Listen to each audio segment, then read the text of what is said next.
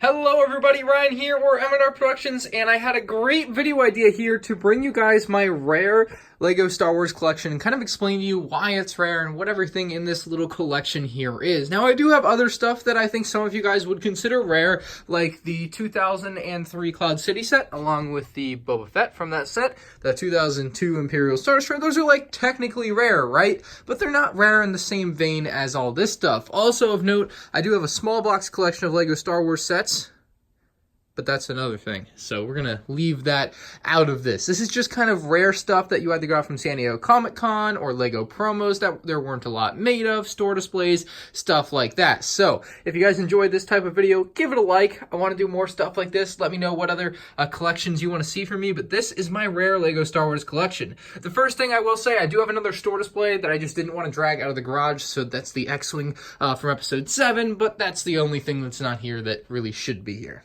Anyway, we'll start up front. I actually have two Chrome Vaders, which were part of the 2009 promotion for the 10th anniversary of LEGO Star Wars. They were randomly inserted into sets.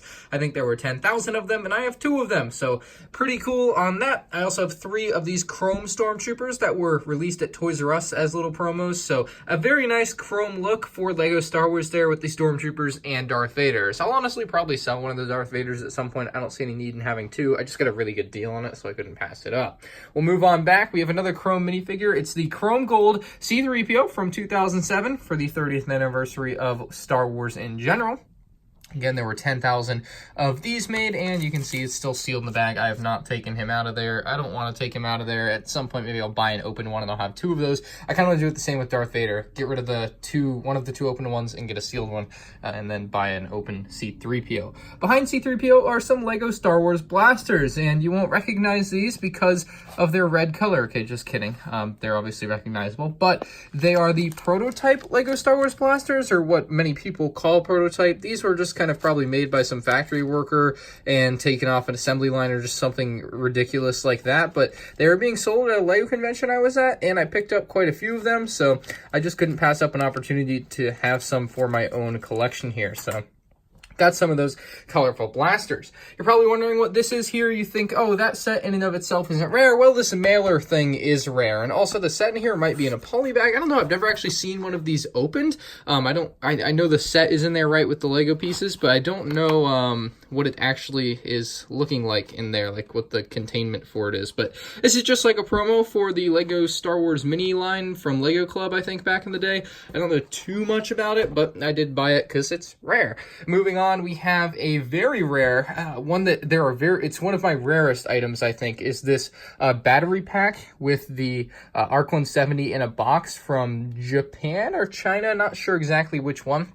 Sure, some of you guys might know what language that is, but it's a very, very rare LEGO Star Wars item, and I had had my eye on this for a long, long time and finally pulled the trigger on it about a year ago, and I can't say I'm unhappy with that decision. Obviously, the batteries aren't in the best condition. That's just kind of what happens, but it's just kind of a neat thing to own. I keep it in a bag. Hopefully, that'll preserve it for some amount of time, longer than it would last otherwise, but that's just kind of how I store it. Very cool and rare item from 2005. You probably won't see a ton of these for sale, if at all, ever again. Like, that's hard to come by. Moving on, a fan gave me this at Brick Fair, Virginia. It's the Shadow ARC Trooper, and so I have one sealed, and I also have one that I got back in the day when it was actually available from LEGO for May the 4th, 2011, I want to say. We also have a Smooth Hair Leia, which came in either, I believe, the Tantive 4, not that Tantive 4, but the one from 2000, yeah, that one, 2009. And also could have possibly come in, or at least the smooth hair part could have come in the 2006 X-Wing. It just kind of depended on what set you got. But this one obviously is from the 2009 Tantive 4 because of the body. But the hair could have come in either set is the point. But the hair is smooth. It was just a factory defect, very weird defect, but it did occur. I don't know why it occurred, but just something that happened. It's worth about $100 in that state, which is kind of cool. We also have the New York Comic-Con brickheads, Star Wars brickheads, Boba Fett and Han Solo and Carbonite. I think it's New York Comic-Con. I don't see any marking on there, but I don't remember. I'm pretty sure New York Comic-Con. Yeah, there you go, New York Comic-Con. These are worth, like, I want to say $250 sealed or something, just something ridiculous for brickheads, but that's what it is. Moving on over, we have a May the 4th, I want to say 2016 promotion that was just kind of given to special people. I don't really understand how this one was given away still, but it was given away on May the 4th, one of those years, and it was free for certain people. I just wasn't one of those people. I ended up paying like $100 for this, but it's the Space Slug little mini set. This one's sealed in the box. I haven't bothered to open or build it. I don't really have any desire to do so. I'm just going to keep it sealed in the box for collector's sake. Down here we have the black VIP card frame and my black VIP card. Those are kind of cool little collection items, although the black VIP card is just really shrouded in negativity now, but it's still a nice little rare thing. This I think is worth about $100. I don't know what the actual card that I owned would be worth, but they exist. Next up, we have some Lego Star Wars Kebaya boxes. These are from the year 2003, I want to say, and they are from Japan. I did a whole video on these. You guys should check that out if you haven't already. It explains a lot more about what these are and what's inside of them, including gumballs, which is odd, but that's inside the sets. They're really cool, though. They're all in Japanese, I believe, and they just are some interesting, different look at a Lego set that you don't normally get, because Lego's art is usually universal, but these were just specially made for Japan, which I thought was really cool. And it's also weird to get a poly bag in a box. So it was like the box like this, but the actual poly bag was still inside for the set. So I thought that was pretty cool. Moving on, we have the San Diego Comic-Con 2018 Han Solo and Chewbacca comic book style set here. It's in there. I opened and built it, but I kind of just put it back. Very nice set. That one's probably worth about $100. We have the Darth Vader bust from 2019 20th anniversary edition. That's my sealed one, and I do have an opened one over there and built on the shelf. But this set is really cool as well. It's probably worth about $75, and they've retailed for $40. I think there were either 5 or 10,000 made and sold, but I'm not 100% sure on that number. The next item here is one of the more obscure items as well. It's a R2-D2, I believe from 1999 or 2000, and it was given away at Target stores, kind of like the owl, the Harry Potter owl that was given away in 2018. It's like an all glued together model and everything, and basically it was given away, I think, in conjunction with Pepsi or Frito-Lay's or both at Target, and that's what it was. It was just like this promo, or maybe that was the Yoda. Not sure. This promo was just given away, and it's weird. It's cool looking. It's like a UCS R2-D2 before they made the actual UCS R2-D2 right there, so you guys can kind of see the difference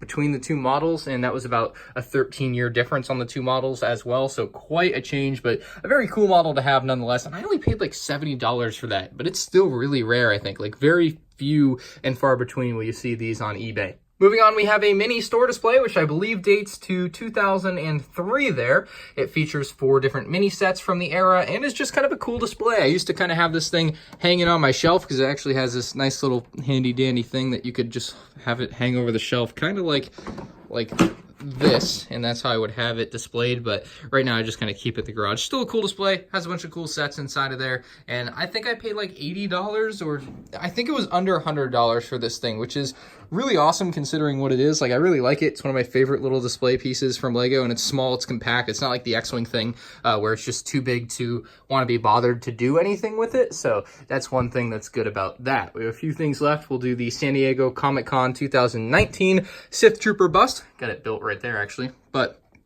this thing's worth about $100 and is a very cool precursor to all the episode 9 sets that are going to be coming out later this year. Obviously, depending on when you're watching this video, they might already be out, but this one is number 2,623 out of 3,000, so not a ton of these out there, and it, of course, is approved by the Lego Builders Authority, so that makes it an even better set. Just a very, very nice, fun set to have. I really like the Star Wars busts they've done so far.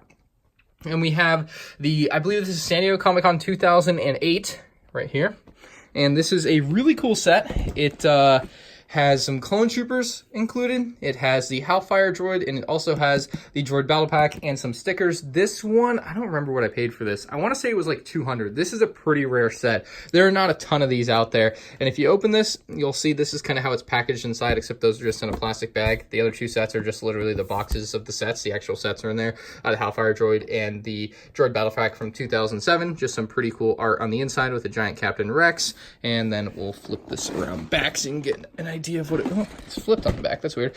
The Clone Wars have begun. Collect them all. So this would have been released, I believe, in like September 2008. So this is all just kind of promoting the new Lego Star Wars sets at the time. And interestingly enough, looks like they had some unfinished box art on the ATT. You can see none of that side art is there. but it is on the V19, nothing on the Magna Guard Starfighter, and nothing on the gunship, so just kind of a weird thing I just noticed. And then there's just kind of a shot from episode 2. You probably noticed this hiding out at the back of my collection here, and there's a reason for that. It's because I think this is just not going to be rare at some point in the very near future, but as of recording this video, this Obi-Wan Kenobi is unreleased and is what I would consider very rare. I paid like $60 for it. He's very awesome. Love having all the figs there in the collection, but yeah, I'll throw it in there because I feel like it's rare now, but I just wanted to keep it in the back because I didn't feel like it's going to be rare for too long. That being said, the rest of the stuff should just be rare for all of eternity. Moving on, our final item, and possibly the rarest item in my LEGO Star Wars collection, maybe one of the rarest items in all of LEGO Star Wars, because there's only 2 to my knowledge. There's this one and the actual one they would have given LEGO. This one was not given to LEGO because of a small chip at the top here. You guys can kind of see that little chip. But this is a Toy of the Year 2018 Construction Toy of the Year award awarded to LEGO for their Star Wars BB-8 construction set. That's LEGO Systems Inc. And that's it. It's like this giant trophy star thing. It's really freaking awesome. I paid $100 for it on eBay. And I was like, it's one of those things that I saw on eBay and I was like, what is this? I'm buying it. I don't care. $100 is worth the risk for me. And, you know, it might be worth $3. I don't know. It might be worth $20,000. Like I said, I don't know. If anyone wants to pay me $20,000 for that, though, I mean, you're more than welcome. I'll sell it to you. Like, no qualms with that. It's all yours. Like, I'm willing to part with that one. The rest of the stuff I'm keeping, though. Don't ask. I'm not selling. But yeah, that is my rare LEGO Star Wars collection. I thought it would be a very fun video to go through my rarest items and kind of show you guys. I do have some other, again, rare stuff. I guess like the Ultimate Space Battle is rare, but that's just a LEGO set. I thought this was the cooler, rare stuff that's like exclusives and just kind of hard to come by figures and such. So let me know what you guys think down in the comments section below. Please leave your offers for the LEGO Toy of the Year award in my email. I'm accepting all offers. You know, I'm willing to sell for the right price. I'm actually serious too. I would actually sell it depending on the price. But that's all I have for you guys. Thank you all for watching, and I'll see you in the next one. Peace out.